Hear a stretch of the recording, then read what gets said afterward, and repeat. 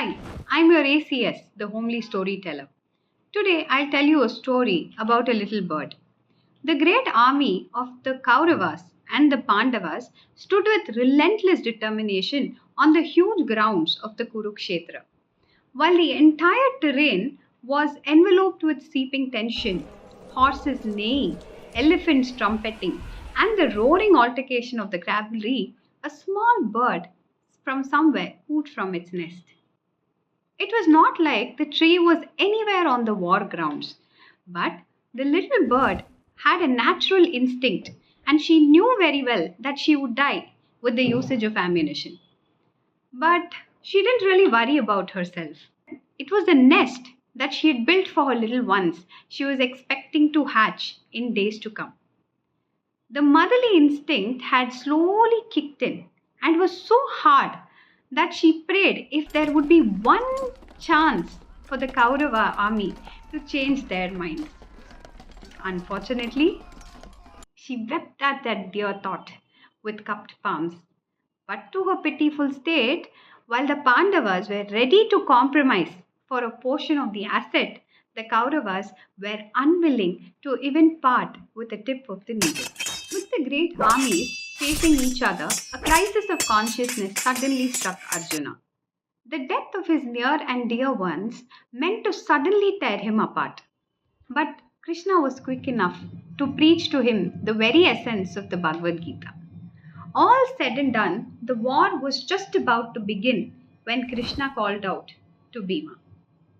And when Krishna calls, the Pandavas march faster than the speed of light. Krishna looked at Bhima and smiled soothingly, just like he would do always. He said, "There's a tree on the outskirts of this war ground. There lives a mother bird waiting for her babies to hatch. She fears that with the missiles at play, all her little ones may not survive.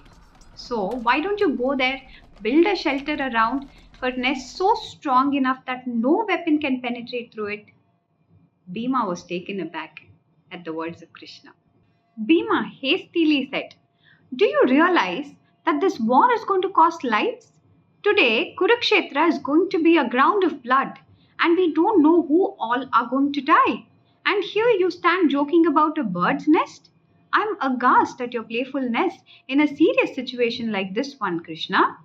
Krishna laughed and replied, "In your purview, there is nothing greater than winning this war and getting yourself the land of your ancestors. At this juncture, nothing else seems bigger than that to you. While your ancestral land is important for you, all that the mother bird is having is her unborn. She sees no future without them. For me, this universe is my family. I have to listen to the prayer of even the smallest being. I know how many are going to die in this war, but that doesn't stop me from protecting those who believe in me and have called out to me for help." Bhima bowed his head down in shame. With no arguments made any further, he goes forward to build a stable shelter that wouldn't allow any missile to penetrate into the nest of the bird. 18 days had passed, and the Kurukshetra was enveloped in a bloodbath, and the disturbing variations of pain, stillness of death, smell of blood, and rotten flesh everywhere. But meanwhile, at a distance, a cackling of a newborn baby bird filled the air. Is God really listening to us? Yes, this story, which Vedavyasa has documented in the Mahabharata, gave me a new ray of hope that every small suffering is still God's concern, and He has His own plans to set the right things for us. Our safety is not God's option, but it is His priority. And wait for your turn, and Krishna will surely send a Bhima for your rescue. Jai Shri Ram.